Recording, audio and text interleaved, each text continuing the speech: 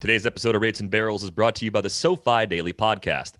Did you know 37% of Americans would struggle to cover an unexpected $400 expense? April is National Financial Literacy Month, which means it's time to expand your financial knowledge, and that all starts with having the right information. For facts, analysis, and updates related to markets and financial awareness, listen to the SoFi Daily Podcast every weekday. Search for SoFi wherever you get your podcasts.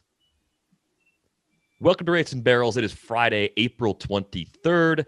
Derek Van Riper, Saris, Britt Giroli here with you. On this episode, we will discuss Britt's rotation rankings. Britt has fallen far into the abyss of ranking things now. She knows our pain, the difficulties that come along with it, and of course, the ever-loving comments of rankings that nitpick every little thing you do. So we're going to talk about her rankings, the toughest rotations to rank right now, teams most likely to rise, teams most likely to fall. We have another installment of Is This Real?, inspired by several questions that came in over the past few days. And we'll talk about the need for replay on stolen bases to be fixed, because I have a bone to pick with what is happening on stolen bases right now. But we begin with Britt's rotation rankings. And a good morning to Thor, who's joining the show. If you're watching on YouTube, you can see Thor join Britt today. You know what? They said we couldn't get a high-quality guest on Fridays, you guys, and I am here. Star. Although he's bored with us. Yeah, he will not bark, which is good, but he will definitely yawn. So if he yawns, move it along to the next topic. All right, he's just here to keep us in check. One animal segue. Yeah, they said you needed a younger demographic, and so I brought Thor in here. He's gonna make us cool, make us hip. Guys, I am retiring after my list. I don't know how the two of you do it. I would like to step off the stage unnotably, dishonorably. That was a very difficult, ridiculously difficult. I thought lists were for lazy people. Like, here's my grocery list. They are difficult. Instead, I challenge anyone listening to this podcast to list anything in baseball. The first 5, easy. Last 5, easy. The middle, I just got consumed with 12 versus 14 and 16 versus 18. And no matter what, you're going to piss somebody off. So it's like, I just spent all this time, and it's such early in the season that one night, one game changes everything. The Nationals get 2 back-to-back quality starts. All of a sudden, they're not the worst ERA. They leapfrog 10 teams. So you look like an idiot. So I would highly recommend leaving the lists to Eno, to DVR, to anyone but me. Yeah. It is. I mean, that phenomenon with the first 5 and last 5, I'm like, put Joey Lucchesi in the last 5, put Garrett Cole in the first 5, and now I've got 155 to put in between. Yeah. And even in the tiers, I think you can kind of like you could do that Blink analysis that I call, right? Where you're like, the first time you put the list together, right? You're like, I'm just going to put it down how I think, right? And then so you have an idea, okay, all right, these are like the top 5. I like how you did tiers in the article too, right? Like these are like this one's separate. These ones are in a good pack. Then there's like kind of mediocre pack. And then there's like the bad pack, right? But then within that, like, how are you supposed to choose between the 25th and 26th best rotation, right? Exactly. Yeah, like 12th and 14th. I totally get it. And like right now, do you think the Rockies or Rangers rotation is better than the Yankees? How much do you go off of preseason rankings? Because we're only 3 weeks in. I think if you did the list in July, you'd at least have some runway. Right now, you're still going off of expectations, right? Like the Padres, okay, they've played, their record's not great, but they've played the Dodgers like a million times already for a good chunk of these games. So how much do you base that off of, right? The Yankees are about to go play Baltimore. So their numbers are going to look probably markedly better here in a few days. So it's just like almost impossible. Some teams, and then because of COVID, the Mets played like 11 games. The Dodgers played like 18. And you're like, what do I do with this? This wasn't the most fun thing of your life. I love doing rankings. No, and I literally thought it was for lazy people, like lazy journalists. Like, let's just make a ranking. Let's make a list. And it was harder than an investigative story because it just keeps changing. So again, I challenge the people listening here to make a list of anything related to stats, not like your favorite, nothing subjective. Try to make a list and see how difficult it gets when you get to that middle portion. Yeah, I think the tricky thing that Eno said is if you start to come back to the list multiple times, or if you start bringing in more information. So if you start off, you kind of do it with gut feel, and then you bring in projections, and then you bring in results so far, and then you start looking at, who's hurt, who might come up. Every new variable you introduce is going to lead you to make some tweaks a little more, and you're never quite happy with it. And then as soon as you publish the list, something else happens, and you're either scrambling to update the list again, or you're like, well, this is the first thing I'm going to change the next time I do this. And then, 1,000 more things happen before you do it again. But I don't know, something about the never having the perfect set of rankings keeps me coming back, which is, it's kind of insane when you think about it. Like, this will never be right, but I'm going to keep doing it anyway. The player rankings had the added bonus at least with a team. You didn't forget a team. There are 30 teams. You put them all in there. I have to run back after this podcast and add Sixto Sanchez and Carlos Carrasco to my rankings because they hadn't pitched yet, so they didn't show up in the leaderboards I made. So mea culpa. I am sorry. We did not. I will put them in. Luckily, you have all 30 teams in your rankings. Unluckily for me and my bold prediction that the Cubs would not have the worst. The Cubs would have the best rotation in the Central, or maybe I said not worst or something, but they are the 29th rated team by strikeouts minus walks. Their bet on command doesn't seem to be working that well. I do think Kyle Hendricks has better days in front of him. Maybe Alec Mills will join that rotation, but being 29th in strikeouts minus walks, 30th is Colorado. That's one metric that I used heavily in my pitcher rankings that I would look at, if I did a team ranking. It lines up very well with yours. I just think that a couple teams that stood out were Atlanta 11th in strikeouts minus walks, and the Yankees rotation is 5th in strikeouts minus walks. So there is some possibility. That's like just a really good small sample stat because it removes all the noise of balls in play. So that could be a sign that those two teams. Well, where did you have Atlanta? I don't think you have them much worse than 11th. No, I had them both as we need to get better. Things are going to turn around. Because I didn't want people to get on me for saying, the Braves rotation's great.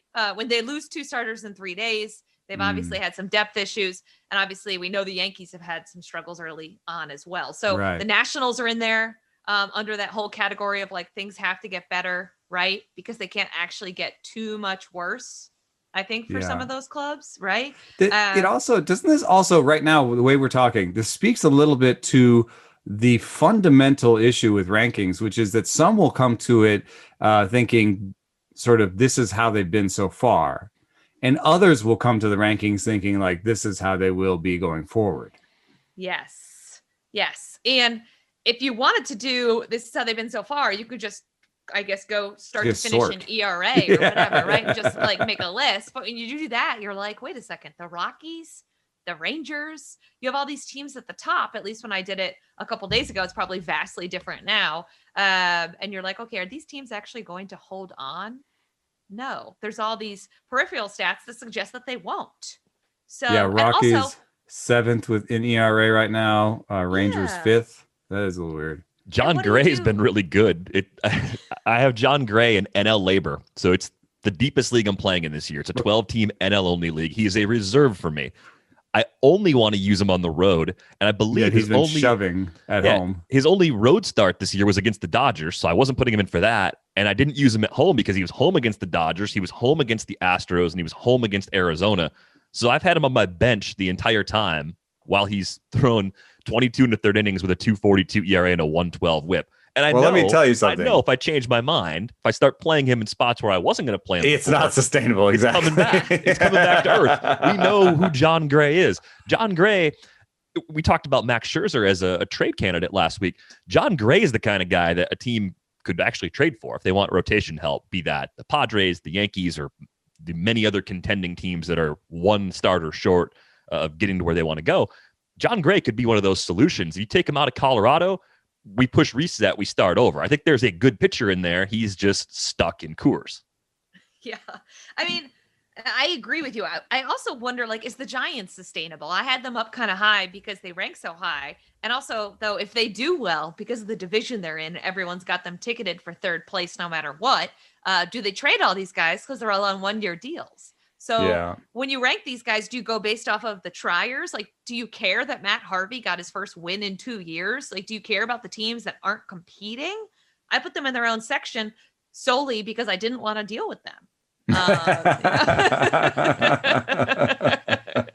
You go stand over there. It's a lot of up and down that's going to happen in Baltimore, right? Like Dean Kramer's going to come back and Keegan Aiken, and they're just going to try everybody out, and there's going to be some heartache and pain. Yeah. So I sort of think that, like, if you're in that rebuilding team, like why even do it? Right. Like there's going to be some rookies that are going to fall on their face. And I don't think that those guys are there yet. So I think it's a fair way to do it. Yeah. But the Rockies are striking out 7 per 9 and walking 4.5 per 9. It's just, there's nothing that says sustainable about that to me. Though some commenter said, you must not watch the Rockies. Okay, fair. I've been called out. There's a lot of games at night. And he's like, well, there's been a lot of a couple of the walks are skewed because there were some really high walk outings that skewed that. Now, I have not had a chance to go back and see if he's correct, if there were an 8 walk or a 10 walk. Thor's done. We mentioned the Rockies, and he's now left me. I'm not listening to you guys talk about the Rockies. Out of here. Yeah. So I don't know if you stumbled on that, or if it's a commenter that's trying to. I mean, I suppose in a small sample, that's possible. But I mean, we're talking about 20 games. So what's he talking about? There's are there 2 games with 10 walks? I mean, right. I guess that I think that also says something about the talent of your team. If you had a couple games with that many walks, right? It's well, yeah. Austin Gomber walked 7 against the Dodgers at Coors in his first start. That was his first start in Colorado, at least as a Rocky. Though. He also has poor command. Yeah, and even Gray, who's pitching well, has a pretty high walk rate for a guy who's pitching well. So I don't see it lasting. I just think the usual flaws for Colorado pitchers absolutely still apply. But the Giants are really interesting because they are exceeding expectations. The park helps their pitchers exceed expectations. Kevin Gausman now versus the Kevin Gausman that Britt saw in Baltimore for a long time. He's a different pitcher now. I think it's fair to say that. And even someone like Anthony DeSclafani, who in a homer boosting park like Cincinnati was really kind of facing an uphill battle, now he's got a lot more cushion. It starts to break down for me at Alex Wood and Aaron Sanchez and Logan Webb. I thought was going to be in a position to take advantage of a pretty favorable schedule in April. I would say that also kind of works for the Giants pitchers as a group so far. I don't think their depth is very good. Even if Gausman is good and DeSclafani is decent, I'm not sure Wood and Sanchez are giving them quality innings all season long as starters. I'm a little surprised that somebody hasn't popped yet. I know I have some respect for what they're doing as a player development program.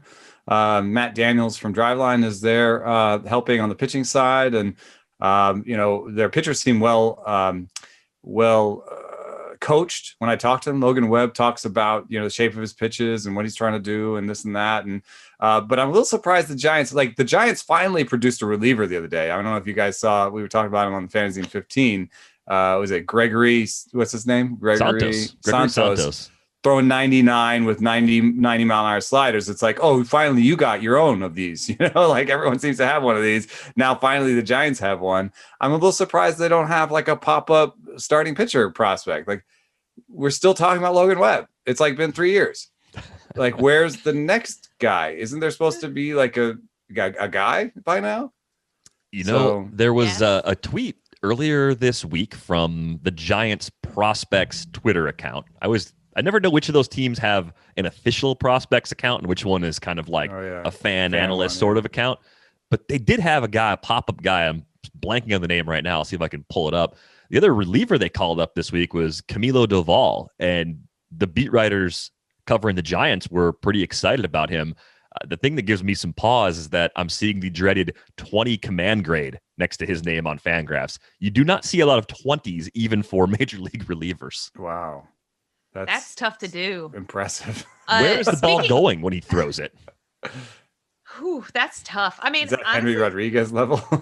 Yeah, how do you make it up with that? I don't know. I mean, the walk rates in A-ball Better were throw above 100. 4.5, but yeah, I think the stuff Velo. obviously is good. The velo in the debut, he's averaging 97 on the fastball and throwing sliders half the time at 85. So it could work if he starts to find the zone. Maybe he just throws everything to the middle of the zone. Yeah, I mean, did you guys see the Giants last night had a bunny? They had like a special bunny Yes. at the stadium. Then, of course, I checked both our Giants writers to see if anyone did a deep dive into the bunny, but nobody did. Oh. Unfortunately, I know. Don't touch put the bunny down. What's that? Is that from Con Air?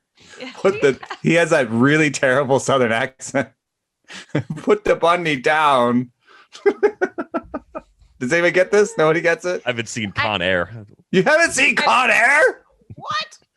I'm sorry. It's a classic, dude. Is that an actual classic or is it an Eno classic? It's borderline classic. I'd say classic. But the bunny was like a special. What do they call the special aid dogs? It was like a helper bunny? animal, like a yeah. Because it's like, how do you get this in? Like they won't even let you bring purses anymore. It's not like you could shove them in a bag, right? Like they don't let you bring anything into stadiums. It was like a special. What's the name of those? It's a service animal. Service bunny. I love it. It's awesome. I do too. Like unbelievable. The Giants. I think you're right. I think the depth is the problem, and that's like, how far do you want to go in these rankings? Do you want me to go like teams use 7, 8, 9 starting pitchers in these rankings? Do you want me to consider like the Giants' 7th starter, and how much weight should I give that? Right. It's like I think we can all agree there are some like smoke and mirrors and there are some legit rotations. Milwaukee's legit. The Dodgers are legit, right? But then there's also like the Giants I'd put under smoke and mirrors right now. I'm not super convinced, right? 18th by strikeout minus walks, Yeah. But a big part of it is suppressing homers, which is kind of just their park, more than anything. Yeah, so that becomes a problem when they go on the road. I thought the Giants and Red Sox were the teams most likely to fall based on where they were in this set of rankings, Britt. And I thought the Braves and D-backs were the most convincing teams to move up. I think for me, Arizona's a little bit different. Zach Gallen just came back, but I also think it's only a matter of time before Corbin Martin takes somebody's spot, whether it's Merrill Kelly or an injury or whatever it is. Corbin Martin's going to be in that rotation. He's probably going to make that rotation better. And I think the D-backs are such an easy team to just breeze by for a lot of people because it's Dodgers Padres in that division, right? It just they're so irrelevant unless they find their way into the wild card mix, and even that takes so many things going right. But I think their starting pitching going forward will exceed a lot of people's expectations. Yeah, they were one of the teams that kind of struggled because Gallen had just came back, like where to put them, right? Are you going based off potential or are you going based off of what they've done before? And the most confusing team has to be the Oakland A's, who have now won, 11 games in a row or whatever it is, after starting 0-6, tied for the worst start in franchise history. What do you do with them? Like, where do you put them?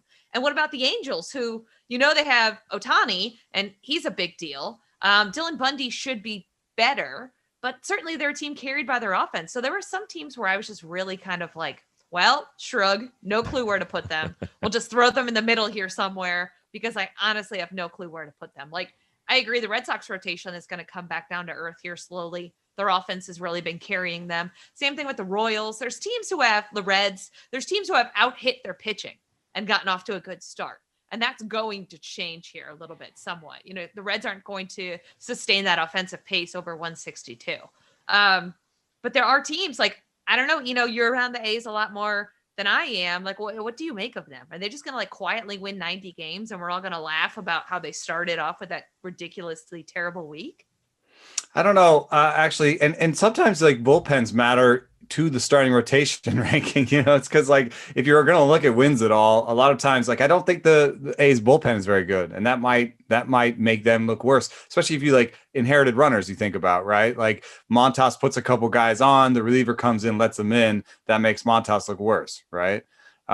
So there is like a sort of whole team aspect to this, just like you're saying about out hitting the rotations. Like, you might think that the Reds have a better rotation because they've had wins, but like if you just look at the rotation, how good has it been? So when I look at the A's rotation, also, I'm looking at it through the lens of these rankings that I just put out. where I'm using stuff and command numbers, right? And they just don't look that good for a lot of the A's, and I'm a little bit surprised by it. But like Luzardo has by this number a 90 stuff and a 99 command. So like I think you would be looking at him as being a sort of a league average pitcher, right? You're looking at Montas, who might be the ace. He has good stuff, 110 stuff. But 95 command. And I think that shows up in some of his like sort of really good and really bad outings. You know, he just gave up 6 runs the other day. So, then you get into the rest of it and they're decidedly mediocre. I mean, Bassett is 93 stuff, 94 command. Who's after Bassett? Sean Manaea. He's pitched well. Outperforming his stuff and command numbers though. One of the guys that I have as coming back to earth. Let me see here. Sean Manaea, 75 stuff, 98 command. I have him as 114th best pitcher. So anyway, just in terms of stuff and command, they don't stand out. You know, Montas is the leader, but also has poor command. And so it's not going to always work out. I would not say that rotation is very much above average. I would say, I think this is the kind of rotation where do I put them 12th or do I put them 16th? I don't know. Yeah. I think Jesus Luzardo is pretty fascinating though, because I think he gets at something that makes ranking individual players or teams particularly difficult. It's the untapped potential, right? He is this right now. He is 99 command and 90 stuff right now, but he's not supposed to be those things. He's supposed to have better stuff than that. And he's still so young. He's only thrown 89 1/3 innings in the big leagues so far. He's 23. For years, it seems like he has been right next to Julio Urias in my pitching rankings because they're both young lefties with high ceilings. So my mind wants to group them together. No, there's a big difference right now in terms of what they're doing, right? No, that's an excellent comparison to make because Urias used to have a kind of a 2 breaking balls, right? And one of the problems with Luzardo is his breaking ball. It's kind of slurvy, right? And both of them, the Urias and Luzardo coming up 95 mile an hour from the left side with a good changeup, right? That you could describe both of them the same way. I think Urias has slightly better command, but you're getting really close to a comp with just the two of them. Then the breaking ball. Okay, so Urias had these 2 breaking balls, and he's been playing around with them. And then finally this year, he kind of merged the 2 breaking balls. And that new breaking ball, that curve he's throwing right now, is by stuff the second best curve in the game behind Glasnow's among starters. So he found something where he was like, oh, and I'm waiting for Luzardo to throw like a cutter. And then he can have the slow curveball as like just a change of pace velocity wise and do cutter change. I'm waiting for something because I think I agree with you. Every time I look at those numbers, I'm like, God, Luzardo's not better than this. But I think when I watch, I'm like, oh, that breaking ball is just not good. It's kind of slurvy and iffy. 23 though, too. It does seem like we've been talking about him for a while. And maybe part of that is I covered the Nationals. He's kind of the one who got away along with Lucas Giolito. The Nationals take a lot of flack and we've written in, that they don't develop starters. But if there can be an old 23, he's it, right? I mean, he could figure it out at 25, still be super young. And we're like, oh, what took Luzardo so long to figure it out? Like 23 years old. And in fact, I think there's something to this with starting pitchers in general. A lot of times if you look at the leaderboards among position players, I feel like you see a lot of 25-year-olds, 25, 24, even like younger. You'll see Soto and Acuna, you'll see like 22 and 21-year-olds, right? When you look at the leaderboards for starting pitchers, though, you'll see 37-year-olds. You'll see Max Scherzer. You'll see these guys. You'll see DeGrom. You'll see older guys. And I think it's partially because starting pitching is about having a lot of pitches that are good and having command. And that's something that can take time. Your command improves over time. As a starting pitcher, it behooves you to add another pitch and add another pitch and add another pitch. And at some point you're like, oh, this is the collection of pitches that I've got that'll take me through the heart of my career. And, that can stave off velocity loss. There's proof that even though relievers lose velocity quickly and lose production quickly, Starters lose velocity about the same rate, but don't lose production at the same rate. And that's because they mix it up. They have all those different pitches. They have better command. So I don't know why that was relevant to anything we were talking about. I was interested. I enjoyed it. It's all that matters, right? As long as we're having a good time. Luzardo could figure it out. Luzardo could figure it out. He still has a lot of ways to figure it out. And I think worst case for him is closer, Like he could easily, I think, be a 97, 98 mile an hour guy with a changeup and be a closer.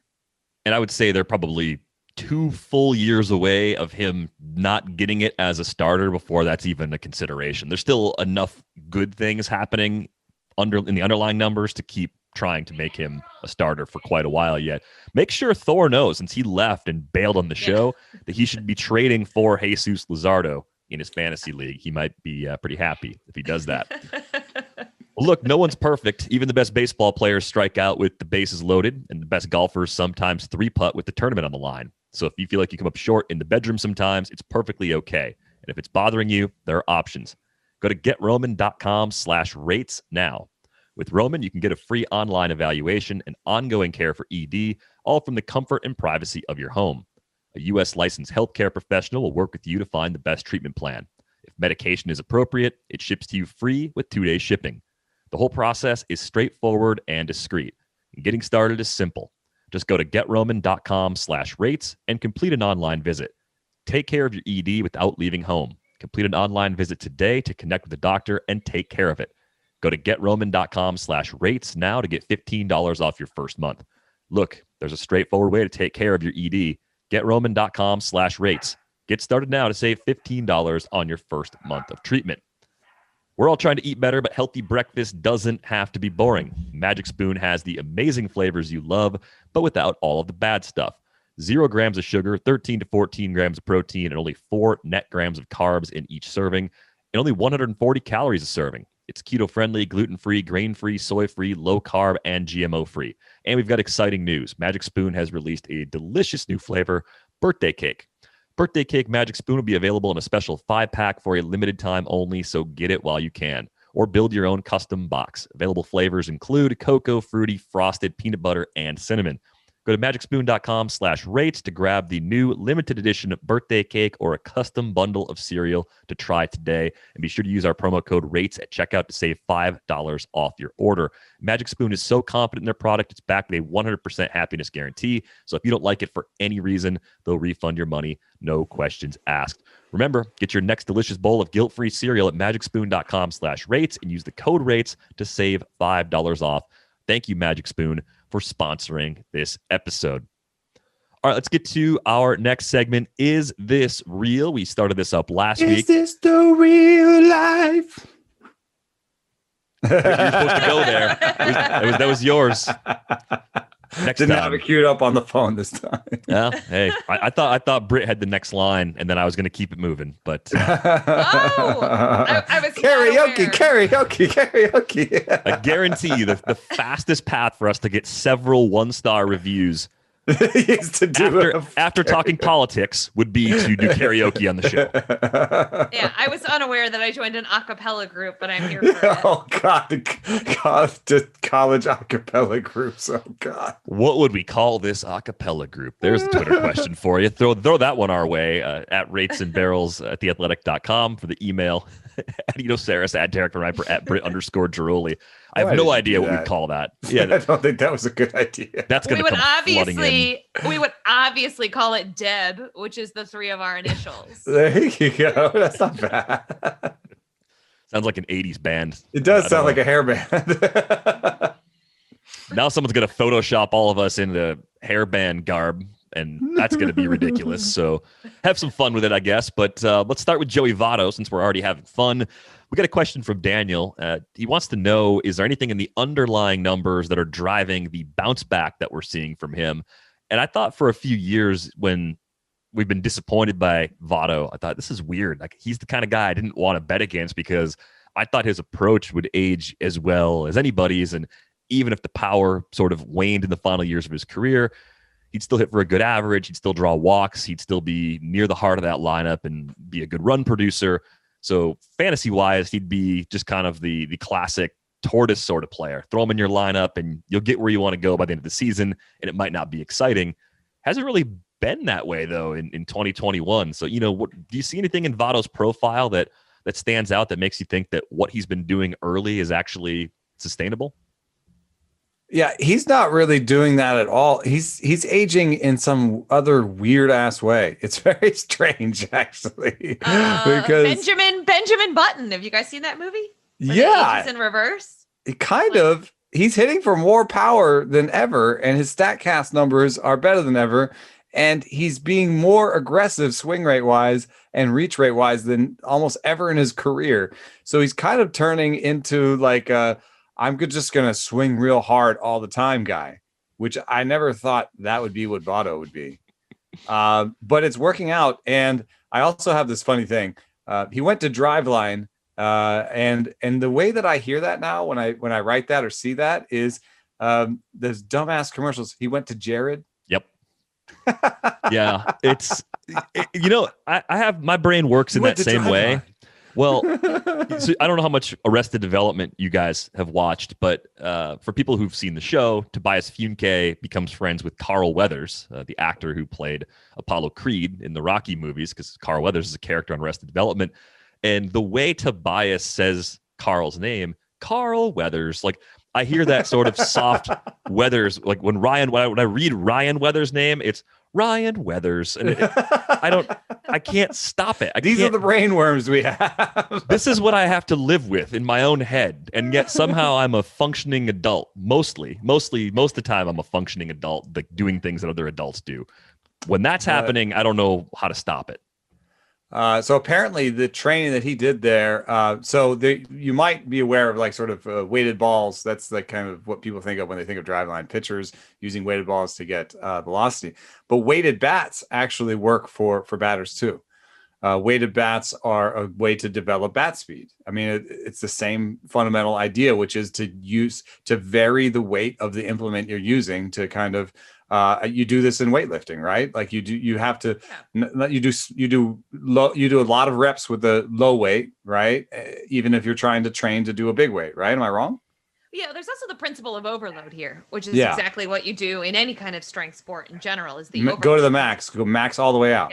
Yeah, or you even go beyond that, which like for squatting, for example, you'll do a squat not all the way down, or you'll bench and you'll hold it a few inches off your chest to give yourself that progressive overload so that your body is used to that and your body just continues to adapt, right? So it's the same thing. And the heavy bat's been used in on deck circles forever, but they just kind of like mess around with it. This is more of a concentrated. This is more of like your half bench presses. Like it's like you use a really heavy bat and you take a bunch of swings and then you wait a day, you recover, you let your body recover, you do the light bats the next day, which light bats help you kind of with bat control, bat command. Sure. And then you go back to the heavy bat to develop bat speed. So I think that they kind of did a bat speed program with him. And what you see in the StatCast numbers, I know that the ball is flying a little differently this year, but there's also 2020 numbers for Joey Votto, which suggest the two best max exit velocities of his career. And this year's the best barrel rate of his career, but last year was the second best barrel rate of his career. So he's never been actually a guy where the StatCast numbers popped. He's been a guy that had elite plate discipline. And he's kind of giving away some of that plate discipline to hit the ball as hard as he can. And I never predicted this, but this is something I love about Joey Votto. It reminds me of Mike Trout, where like Mike Trout, when he came up, Jeff Sullivan wrote a couple pieces. It was like, oh, Mike Trout is amazing. We all love Mike Trout, but he has a hole that high in the zone.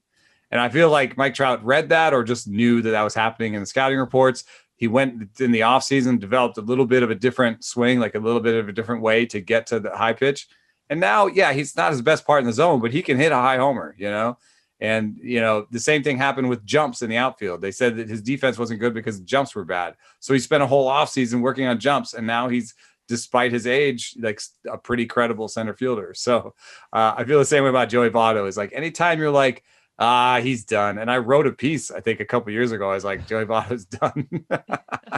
Didn't you show it to him in the clubhouse? I hope he didn't read it. I hope he didn't read it. He has it taped up in his room somewhere. Yeah, right. Like, I'll show this nerd. Wait till I see, again, that little bastard. Yeah. It's fascinating, though, the concept to me of making pro sports harder, but it is how people improve when you get to that level, is everyone can swing the normal bat or throw the normal ball and you're going to hit that peak, right? You have to make it harder for your body to adapt, to continue to get better. That's what people don't realize. Just get into the big leagues. Players talk about this all the time. Getting into the big leagues is actually easy relative to staying in the big leagues, and right? being great. Yeah, being great in the big leagues. And continuing to get better every year. That's really the difficult thing. And I think you have to do that. You have to continuously push your body, especially as you get older, you have to continuously find ways to get better. And what I like about Votto and what Driveline does really well is that how do we continue to adapt, right? The body is constantly adapting. If it's constantly adapting, it's constantly getting better while everybody else is maybe staying stagnant, then you're still ahead of the game, right? So I think that to me is what's the most interesting, hearing about that kind of training, because it happens in every sport. Yeah.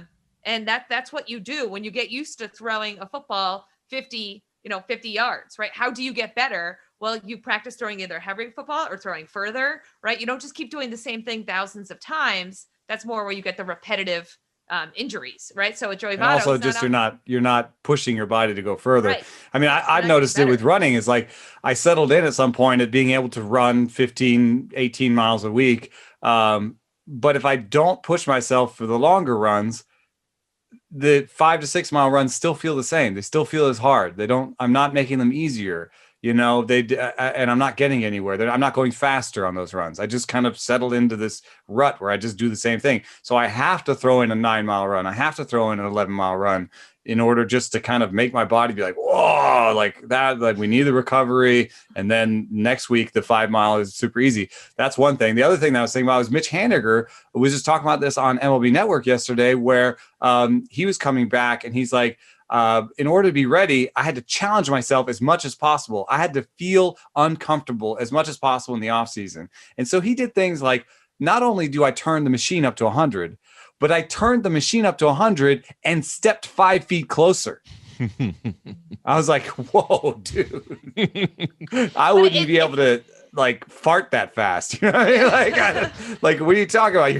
You're gonna be able to hit 100-mile fastball from like 55 or 55 feet. So right. I don't. It's true though. It's the only way for these top 1% already to get ahead of everybody else, right? If you're doing the same thing everybody else is doing, it's very simple when you put it like that. If you're doing the same thing everyone else is doing, you're going to get the same results as everybody else. This literally applies to everything, even beyond exercise. Yeah, like you have to do different things. You have to get out of that comfort zone. Your body can adapt. Your body is built to adapt. If you're not pushing it to adapt, you're just not going to get better. Yeah, I guess there is a mental. There's kind of a mental corollary to this, huh? I mean, like I think about this with regard to, writing and stuff. It's like, I'm not the greatest person at R or SQL, any of this research, the statistics, right? Should I be working on that, or should I be working on my strengths? Should I be, working on trying to augment my strengths and just hire a researcher like I've been usually doing to like help me with the research part. But just by challenging yourself that way, even if I don't end up doing the R or doing the analysis myself, I'm pushing my brain to think about things a different way. I'm learning, and I might take something out of that at least makes a conversation with my researcher better. Like I can now interact with my researcher better because I tried to learn the language or whatever. So. I think that it is one of those things it's really hard to do, but it is also the thing to kind of do to stave off aging in your own life. Just try new things, continually try new things. The people that try new things and continually not try new things age better, I think. So try to run 2 or 3 miles further. Try to read a book that isn't of the kind that you would normally read. Try to learn a language. I'm plugging away at Duolingo. I don't think I can speak Spanish to a player anytime soon, but I can order the red shirt at the store. Ah. To start. Got to start somewhere. Camiseta roja. Yeah, the camiseta roja. I am inspired. Quisiera la camiseta rosa. Well, let's get to Cedric Mullins for a moment, because there's another change that's taking place here. Cedric Mullins was a switch hitter for years coming through the Orioles system. He has stopped doing that, only hitting from the left side. And I was looking at a piece that was over at Fangraphs that was pretty interesting, because the splits for Mullins when he was a switch hitter weren't good. It wasn't working for him. He was good from the left side. He was bad from the right side. And the interesting thing about that for me was that when I number scout a player, I'm looking at the overall results, rarely digging into splits at least at first glance. I'm just going, okay, how was he overall? What was his WRC plus? How much did he strike out? How much did he walk? How much power did he show? Well, that includes a bunch of plate appearances that were just bad because he was trying to do something that's really hard. So I'm curious. We'll start with you, Britt. What do you make of Cedric Mullins only hitting from the left side? He's hitting 328, 392, 478 this season, entering play on Friday. Yeah, that's what I was going to say. The numbers suggest that he should keep going. You keep going until the numbers suggest that you shouldn't, right? Then you go back to the drawing board. But I think switch hitting is one of the hardest things in any sport. In general, it's a general consensus that hitting in baseball is the toughest thing to do in pro sports, right? If you succeed 3 out of 10 times, you have a 300 batting average, you're really freaking good. I have never been able to understand how people can switch hit and switch hit well at the highest level. So to me, for Cedric Mullins, taking that away, letting him concentrate on just one thing, one swing, one side of the plate, and also playing the outfield seems to have worked. And he's a guy who, for years, you heard about in Baltimore as like the next coming, right? He was the reason they moved Adam Jones out of center field, because they had Cedric Mullins. They had to play this guy. And we're still kind of waiting for that guy. We're still kind of waiting for that breakout season. So it is really early, but I like what he's been able to do. And more importantly, I think for a younger player or a guy who has struggled to put together that season, guys, is I think he's gaining confidence now. I think when you have these switch hitters and it's like, oh, he's better from the left side, oh, he's better from the right side. Profar is a good example. We try to turn him around so that he bats from the weaker side. And there's a lot that goes into it mentally for hitters. I think for a guy like Mullins, getting out to that strong start, confidence-wise, helps build on that. And I would totally ignore the other side of the plate for now and just see if I can become Cedric Mullins, the outfielder of the future the Orioles thought I was going to be, and a productive hitter, no matter what side of the plate that is. That's how I feel about Cedric Mullins. Yeah. Yeah. And I think it is an interesting thing that, like, I think regression is coming, and he doesn't have the most power, and he doesn't have the best track record of patience. But by having that early batting average lead, I think it will cover some of that regression. And at the end, I do think he'll do better than his rest of season projections. So I think he can hit at least 275 going forward. And if he can do that, I think he's the best the center field defender they've got. So I think you've got like a 3 or 4 year center fielder there at least, where he's going to hit 275, have like a 325 on base percentage, and hit 7 to 10 homers a year, and just be generally a good player. But I don't necessarily see this as like the beginning of superstardom, because he's 26.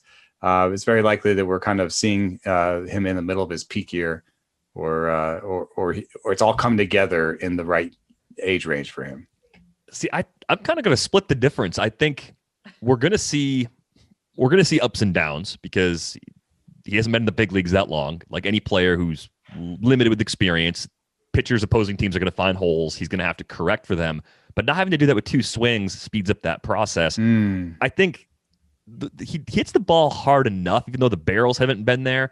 Given that we're talking about a guy who's now focusing only on that 1 swing, there could be some late bloomer potential here. And I think you want to project him and look at him based on his production floor, right? If you're picking him up in fantasy in a shallow league or trading for him, you have to think about the likely outcome. But I think you do get the cherry on top being everything starts to click and he actually unlocks a little extra power. Instead of hitting 8 in the to 10 right homers park for it too, right? Yeah, maybe he hits 20 home runs because by the second half of the season, he's unlocked something in his swing and he's barreling up the ball more than ever. Like that to me is at least plausible given what we're dealing with. And I also like the fact he's an above average runner. I mean, he's a 60 grade runner according to Fangraphs, 85th percentile in sprint speed. That's a team that even in that park is still going to have to manufacture some runs. So I think he's going to get green lights over the course of the season too if he continues to get on base. One thing that's also interesting, I think, in this discussion is like, are there any other candidates for this? And my mind immediately went to Ozzie Albies. Who is just a terrifying force against lefties. And even in this poor year for him, he's been league average against lefties, where he's been way worse against righties. And if you watch him, the slings look pretty similar from side to side. But like, if you talk to switch hitters, they'll tell you, like, I feel like a completely different person from one side to the other. And so I kind of almost like this idea for Albies to just be like, hey, you mash from the right side. That's your better swing. Why don't you just watch some righties from the right side? Like, why don't we just have a couple at bats where you just like, you're facing righties from the right side and you're using that swing and see if you get into something. I mean, the platoon advantage is worth chasing, but not if it's complicating their lives and keeping them from being better players. Yeah, the late bloomer discussion is interesting to me because people have always said in baseball, like statistics, the advanced analytics can miss those late bloomers, right? Doesn't always account for two things, steroids and late bloomers. And could Cedric Mullins, he is 26. I do feel like at least being in Baltimore for a while, have been talking about him forever. However, he could still have that 26 to 30. He still could have a good few years in him where maybe he's not at his peak yet. I agree with DVR. See, Thor's back as we're talking about the Orioles. Thor's a good boy. Big Orioles fan. Big Cedric Mullins fan. I'm here for Thor's approval. Yeah. That's all I'm seeking. His tail was, for the YouTube watchers, his tail was wagging behind you. It almost looked like it was your tail. It's a weird moment for me. Well, there's nowhere to go but down here. So let's talk about Leody Taveras. The question that came in about him was, is Leody Taveras a lost cause? And this question came from Timothy, who also asked about Cedric Mullins. I don't think we could call any player this early in the season a lost cause, and then in any year, regardless of age. But then we start taking in all the factors with Leody Taveras, the player he was supposed to be initially upon entering the Rangers system, the player that we thought he was a few years after that, and then the player he was when he debuted last year. It's been a roller coaster so far. A lot of highs, a lot of lows. I think he's a good long-term center fielder. He's a good defender. He's going to get chances to play. The worst case scenario, he's a bench outfielder in the long run. But there's still a chance he's a regular center fielder, probably a guy at the bottom third of the lineup. But he's been so young for the level everywhere he's played, guys. He's overmatched right now, and I think had we seen him longer in 2020, we would have seen more of these flaws get exposed a year ago. Only played 65 games at Double-A before making the leap last season. So I'm not surprised to see him struggling. I have him on exactly 0 teams because it was a speed-first profile that had some swing and miss flaws in it. Long-term keeper dynasty leagues, for the Rangers, if you're a Rangers fan, I wouldn't give up on him. I think he's going to take some significant time at AAA, figure out how to hit there, and then come back maybe August of this season and be the regular center fielder for the Rangers again. Yeah, I think he fits into our long-term conversation, DVR, about surprising strikeout rate surgers in the major leagues, because if you look at the minor leagues, he was always running strikeout rates like as low as 10, 11%, 15%. It kind of went up as he went up. And then, he went from 20.5% in Double-A to 32 and 45%. So I think that's actually the major key for him, because I don't think he's going to be a power hitter. But if you look at Cedric Mullins, you see a guy who's striking out 20% of the time in the major leagues. That's actually better than average these days, because average is 25%, dude. Nuts. And I didn't really think it would come that fast. But so you have to kind of recalibrate now. 20%, he's a good contact guy. So, so I feel like if he can figure something out and come back and strike out 20% of the time, then he has a chance. But in terms of is he done this year, I actually think he's going to go down pretty soon, because if he hasn't, is he already? He's barely playing right now, but I think as soon as there are AAA games for him to play in, season starts May 4th. He's going to be there. Adolis Garcia is taking starts from him in center. And it wasn't ever, supposed to necessarily be Adolis's thing, and maybe it won't work out, but he's very fast. And he's apparently improved his reach rate. So Adolis Garcia is becoming a pickup, I think, in 15-team leagues. I think he's, if he shows this power and he shows a better reach rate, if you look at his game-by-game reach rate, there's a piece by Levi about that just today. If you look at his reach rate, it's improving over time. And that'd be a big thing for him, because if Adolis Garcia can have some patience, not strike out as much, he has the raw power, he has the speed, he might end up taking the job from him. But I think if Taveras then shows in minor league games, he's figured something out, he's not striking out as much, Garcia would be better on the corner. Yeah, that definitely makes sense to me. The other thing with Leody Taveras that makes him complicated, he's another switch hitter, right? I mean, that adds to the adjustments that he's going through. So I got to dig into his numbers a bit more. I know, looking at MILB, what year is this? What is wrong with this website? Is this the worst website in the entire world? I've got some splits here. He's a lot better against lefties than righties in the minors. I don't know at what levels, so thanks for that. That's super helpful. Good job. Future research to be done. Oh, well, not in the major leagues. Well, I think they had a lot of budget cuts. Used to be like an independently operated site from MLB, but now it's under the MLB umbrella, from what I understand. Oh, and so they fired a bunch of people? Good. Yeah, and so I just think that there's a lot of stuff. Like back in the day, I used to freelance for MILB. There used to be like game recaps. I remember following games on my computer and calling like minor league coaches at night and stuff, like when I was trying to break into the business. They don't really do that anymore. So there's been so much. Well, I think our new Cardinals reporter, Katie Wu, was a minor league reporter for MILB.com. Yes, she was. So yeah, it's kind of I also think there's just so many players. It's maybe tough for people to keep up on those stats. I don't know, but I agree. It freezes a lot on me. It's tough to find any like definitive stats there. It's weird. His major league splits are better against lefties. Yeah. Well, nevertheless, it adds to the difficulty of making the adjustments, right? As a switch hitter doing that for the first time, I think he might actually develop a little more power over time. We saw some last year. It's not a complete fluke. He's not a small guy. Like fast center fielders, my mind immediately is like, oh, dude's 5'10", 170 pounds. No, he's 6'2". Like he's going to probably develop a little more pop as he adds a little more mass. Still young. Yep, still very young. Stressed out and can't relax? Take an Eagle Moon Hemp CBD gummy to unwind. Use code ATHLETIC for 30% off CBD site-wide at eaglemoonhemp.com/shop. They already have the best prices online and in stores. Trust me, you don't want to miss out on these discounts. That's 30% off site-wide at eaglemoonhemp.com/shop. All Eagle Moon Hemp products are vegan, low sugar, use organic practices, and are made from award-winning crop. And just in case you didn't know, CBD is not marijuana. It does not get you high.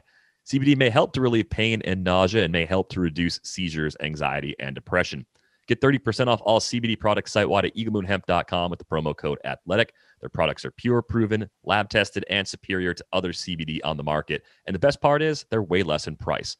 Throw in the discount code, and you're practically getting a product for free. That's eaglemoonhemp.com with the promo code ATHLETIC. Try them out while winning free products. Just go to their Facebook page and leave a review, or follow them on Instagram. A winner is chosen each week and sent a free product. Check them out and let us know how you like them. That's eaglemoonhemp.com with the promo code ATHLETIC. One more question that came in this week, and it was inspired by Andrew Chafin, I believe, who kind of has a Benjamin Button thing going on himself. Looks like a guy you'd see on a 1988 Topps card with his mustache and hair sticking out of his hat. He was wearing a shirt along with the other Cubs relievers that just says failed starter on it. And it inspired a question from one of our listeners, just kind of asking about the different ways that starters and relievers might be separated in some instances and their opportunities to interact with one another at various points, during games and around the clubhouse. So I wanted to throw this to each of you. How separate are starters and relievers at various points throughout the year. It seems like in spring training, they're kind of next to each other, working together all the time. But after that, things might be a little bit different. Yeah, I think bullpens just, being on a couple different beats, they're definitely their own little clique, especially if they're pitching well. Because keep in mind, they spend every game together. They're out in the bullpen. They're the only people watching the game with each other day in, day out. In the dugout, there's more movement. Guys are hitting. Guys are coming in from the field. In the bullpen, they just sit there and they chat. They chat about the game. They chat about life. I would love to. It's been a long dream of mine. It would never be allowed. Sit in the bullpen for an entire game with them and just write about what goes on. That obviously they would never let me near that. It's a very sacred tradition. Often fairly obscene. Yes. Also, it's probably not printable. Right. But yeah, it's not the first bullpen that I've seen have shirts. There's been tons of little groups. Was there the Rays stable thing? Yes. Well, that was from the Kevin Cash quote of "I've got a whole stable of guys who throw who can throw 99 at your head." Yeah. But I think the Nationals maybe had something one year with the bullpen. The Orioles, the starters too are their own little clique. There's like these cliques within baseball. The starters are also their own little clique because there was a team I covered where all the starters, it was good luck. They'd all watch each other's bullpens. So again, it depends on the team, but by your very nature, relievers are on a weird schedule. Yeah. Or on a different schedule. In what other sport is half your team somewhere else watching the game? It's the only sport, right? Where it's like that. Where they're yeah. It's interesting. For a while, it wasn't like that in San Francisco, right? And I think there might be one other place where the bullpens are on the field. It used to be at Wrigley. They moved them. In Tampa Bay, they're on the. Well, do you mean on the field or in the dugout? In Tampa Bay, the visiting, they had these like weird folding chairs for a while, and they were on the field in like foul ground. The A's. The Tampa Bay too, they would turn around and I think I got my sister tickets once to a game over there, and the relievers would turn around and chat in the third, fourth inning to fans. But the one thing that was unique about San Francisco though was in Oakland, even though the mounds are on the field, there's still the bullpen sits over there, like you're saying with the folding chairs. They still sit out in a different spot. The thing that was unique about San Francisco was the relievers sat in the dugout. Oh. That is unique. I tried to talk. I was trying to develop a story about this at some point. I don't think I ever wrote it. But when I talked to people about it, they didn't really have any good stories, or they were like, oh yeah, I was over there, picking Madison's brain about cutter grips. I just think that the starters are like the cool crowd. They're the kings of the roost, whatever. Yeah. And the relievers are like the oddballs, and I think that a lot of relievers, especially if you just got called up, you would never go walk over to Madison Bumgarner and ask him about his cutter grip. No. And you might ask the guy sitting next to you in the bullpen because you've already heard all his opinions about, whatever. You've been talking through games, So yeah, that's true. It's definitely a weird. Baseball is just weird in that regard, I guess, because you're right. The starters are the cool group, and most relievers want to be starters. It's very rare for someone to come up and just be a reliever their whole career. Most of them are failed starters, whether it was in the minor leagues or in the big leagues or at whatever level, they are failed starters, and they all, outside of some of the recent cachet over the last, I would say, 10, 20 years over closers, maybe getting big money. Being a starting pitcher pays. You get the money, you get the fame, you get 4 days off, basically, you have a good start. You're living large for the next couple of days. What are you doing? You're stretching, you're throwing 30 pitches. They've got great schedules. So every reliever, for the most part, is jealous on some level of starters. They want to be starters. Yeah. And maybe you could try as a team to be we are all one. That's what every team's trying to do, right? They're all trying to foment this idea that we're all on the same page, and let's all have t-shirts, and let's, we're all, you can talk to anybody, and this is a really cool place, and we all love each other. They're trying to do that, but there's the fact of your schedules. I mean, you alluded to this. There's just the fact of your schedules.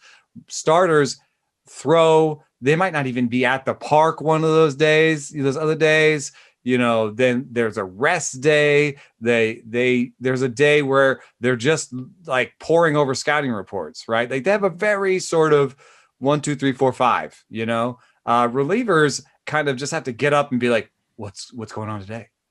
Yeah.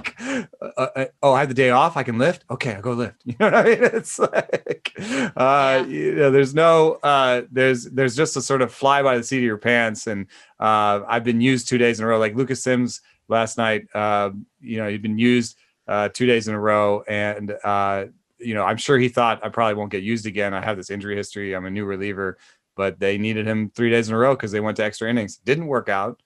That's just the life of a reliever. You have to also just have a short memory. You know, it's almost plays for starters, it plays to have a long memory. I talked to Alex Wood once and I asked him about Yasmani Grandal, and I thought I was asking him about throwing to him as a catcher, and he thought I was asking about a plate appearance against Yasmani Grandal, and he started listing out different pitches he threw Yasmani Grandal. And if you remember that, that's when Alex Wood is a Dodger. So he's talking about like 3 years before he'd faced Yasmani Grandal as a Dodger, as a Brave, and he remembered the pitches in the sequence that he threw Yasmani Grandal. And this is not, I think you talk to some of the greatest pitchers, they can do that. Yeah. They'd be like, you're right. I remember that, AB, you know? Mm-hmm. But a reliever, it's almost better to wake up and be like, what? Something happened yesterday? Nah, I didn't blow the game yesterday. I don't know what you're talking about. Yes. And like what I don't think people realize either, and I had to learn, is relievers are on a different food schedule. Starters have like their pregame meal and they have their traditions, and relievers are like, hey, someone's got to pack the backpack full of snacks, because if I'm going into the 7th inning, I'm going to need a Red Bull. I'm going to need a coffee. I might slam some Pixie Sticks. Like everyone's got their own little thing. And like, you don't see Max Scherzer snacking between innings in the dugout, right? So it's a totally different schedule. Totally the guys different. have to get on, right? Like, hey, we might need you at 10:30. That might be the time we need you. You know, we need 5 minutes. So you're doing the JC Ramiro, right? You're slamming that Red Bull and you're coming out of that bullpen, and you've got to be ready. You've got to be like jittery adrenaline. It's got to be such a tough life, man. You guys slam a couple Red Bulls, you go in high effort, like everything, every part of your body is just like, ah, and you do it for like 5 minutes. And then it's like 10:30 at night and your body's like, yeah. And you're like, well, I'm done. Yeah, I got to go to sleep now. Your body's like, go. It's like, okay, can I go to sleep soon? Your body's like, no, rage. Well, yeah, and on top of all the caffeine, you probably ran out to 5-finger death punch or something, so that brought you up another level too. Like all the things that get you fired up, it's like building your own like personal Vegas like, for 5 minutes and just indulging in everything that makes you go completely bananas, and then going out there and throwing 95. It'd be fun. And a future question: if you were a closer, what would be your entrance music? We'll give you guys a week to think about that one, because you don't want to screw that up. You don't want to go with the 5-finger death punch in that case. You want to do a little better, I think, if you can. No disrespect to that band. I don't want to start a beef. And I think there's actually a difference between that and batting walk-up music, because for a long time, my answer would have been Rat-a-Tat. You know, I think there's a Wildcat or Loud Pipes. There's a really cool entry music. But I think that works better for batting because it's actually a little bit mellow. And so, you know, you might hear it a lot, right? And so you get like 3 or 4 plate appearances. You don't want to pick a song that's like, because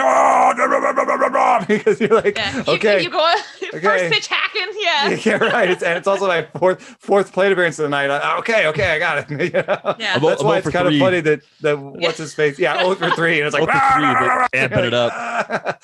And that's why I thought it was so funny when what's his face did Careless Whisper, because it's like, no, I just kind of want to reset. I just kind of want to step to the plate and kind of reset and be in a good spot. And so Careless Whisper was as good as anything. But I think relieving, I would want something super high energy, because I want to do that. Who was it that ran? Was it Broxton? There was a bunch of dudes. Todd Coffey used to do it. Coffee. Yeah. Coffee's the guy I was thinking of. Yeah. I want to run. I want to run out of that gate. And I want it to just be like,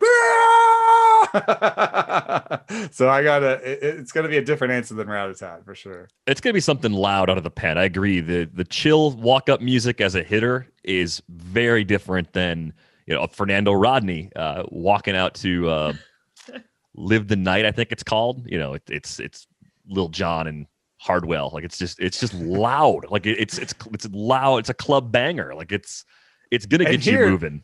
with our talk about relievers versus starters, most of the time the starter music, there is a starter warm-up music, right? Yeah. Most of the time it's actually pretty mellow, right? You could write your own part, and rap your own. Max Scherzer's Dr. Dre though. Oh, cool. Yeah.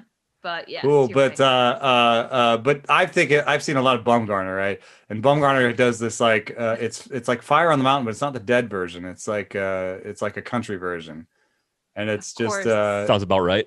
And he's a secret cowboy that totally fits. Yeah, and I think as a starter, you kind of want to just be like, yeah, man, I'm chill, I'm good, I'm ready for 5 innings, I got it. Yeah. Now I'm gonna write a song called "Secret Cowboy" and try to get Madison Bumgarner to use it. It can be done. Last topic for today. I'm convinced that replay on stolen bases needs to be modified, and this is a common play. People see it all the time. They complain about it all the time. I don't know why it bothered me so much last night, but Chris Bryant was thrown out on a stolen base attempt, and it was the classic. He beat the throw. He got to the bag, and as his body slid over the bag, he didn't even really go past it, but his arms were just over past it, and his back knee hadn't got to the bag yet. And the tag was held on him the entire time. He was called out on the field. He remained out on review. That to me is just a classic application where they're applying the letter of the law instead of the spirit of the law, the rule in this case, where that's a stolen base. And pre-replay, I think the call on the field would have been safe more often. The reason being, umps want to get the call right. Umps don't want to have the red check mark next to the call, having it be overturned, right? So they have to call it the way replay is going to see it. But 10 years ago, the call on a play like that is safe more often than not, and it should be. You should be safe in that situation. So am I taking crazy pills, or am I right to be upset about what we're seeing? I think you're right. I wonder, does the bigger bases that are coming, that are being tested in like the Atlantic League, does that fix this, make it better? It certainly helps they want to have more stolen bases. So you're right. You've got to fix it. Otherwise, you're not going to incentivize guys to steal bases when you're going to get calls like this. So I agree with you, DVR. I saw your tweet, and you're not usually one to throw shade on Twitter, but you tweeted about this too. And you're right. They have to get those calls. I also think after a minute of replay, if you can't make a definitive call, then just let it stand on the field.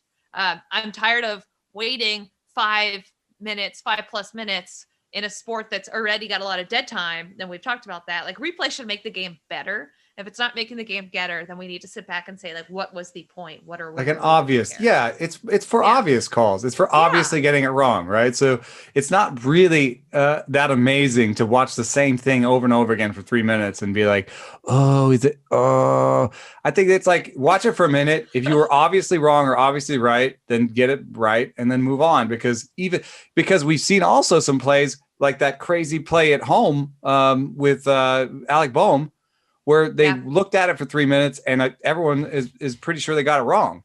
Yeah. So it's just you congratulations. You just took 4 minutes of our life. We're still having the same argument we would have had if you hadn't done the replay. Well done. Yeah. It's almost worse. They looked at it and determined you know what I mean? Rather than if they hadn't, ignorance is bliss, right? Bang, bang, they missed it. But no, you had time. Yeah. But that's an argument, I guess, against replay. I do like your idea of maybe just cut it off in a minute. And if it's obvious, then you do it. And then if not, bam, we move on. I like that idea. The other idea that I like is the one you're describing with Brian. It's not what I expected. What I think of the play at second that I don't like is a pop-up where they are above the base, but there's a millimeter of space between their foot for a second. And it's not even really possible to see with their naked eye, but they keep the tag on them and then they review it. And then oh yeah, when you popped up, you were, and people say, the devil's advocate, they say you're taught a pop-up slide through all of minor leagues, little leagues. Everyone should be able to do a pop-up slide. Yes. My point is that on a lot of those pop-up slides, you think you're doing amazingly. If we put a camera on it, you left the bag for a little millimeter. Right. And so it's not in the spirit of the pop-up slide. It's not in the spirit of the game. It's the technology has gone too far. If you leave the bag for a millimeter, I don't think it should be out. So I think one thing I've heard is that the space above the bag is like it extends above the bag? It should at least Oh. once you've reached the bag. Yeah, I mean, you shouldn't be able to be safe because you had your hand above the bag before touching it. But if you've touched the base and then your body is then above it, you're good. Yeah, that you've come to an island, like you've made the place, you know. Right. Welcome to Second Base Island. I mean, like oversliding the bag should be pretty obvious. It shouldn't be like, oh, yep, he was off by a millimeter out. Like that's So actually, that was my idea about like the space above. I like Britt's idea better, actually. I think because if it was a minute, all those millimeter stuff, you might not be able to do it in a minute. So you just be like, whatever the call on the field was, stance, because we can't. I'd have to replay it a bunch of times and try to find that 1 millimeter. So let's inconclusive by time. Yeah. Yes. Yeah. And everyone's like, well, it's a big play in the game. Well, how many balls and strikes get missed every night that are also big plays in the game that change the very at bat and change the outcome? So like, get out of here with this millimeter. We're not getting those right by the millimeter. Yeah, exactly. No. So like, get out of here with that. Yeah. Hey, nothing's perfect, but I think we can make an adjustment here, and it's going to make the game a lot better. We have to go. Thor is dozing comfortably, I think, over Britt's shoulder, so I'm glad we did a good job getting his late morning nap in. Doing good work here. If you want to see Thor, check us out on YouTube. Hit the like button on the video. Hit the subscribe button to get all the shows on YouTube. If you're watching us on YouTube, be sure to subscribe to this podcast on Apple Podcasts, Spotify, Overcast, any of those places where you can listen to a podcast. We're more portable that way. We're not quite as portable on YouTube as we are on the podcast players. On Twitter, she's at Britt_Giroli. He's at Unoceris. I'm at Derek Van Riper. Rates and Barrels at theathletic.com is the email address. Sign up. Check out Britt's rotation rankings. Check out Eno's updated pitching rankings. Check out everything else on the site. $3.99 a month to start. Theathletic.com/rates and barrels. That is going to wrap things up for this episode of Rates and Barrels. We are back with you on Monday. Thanks for listening.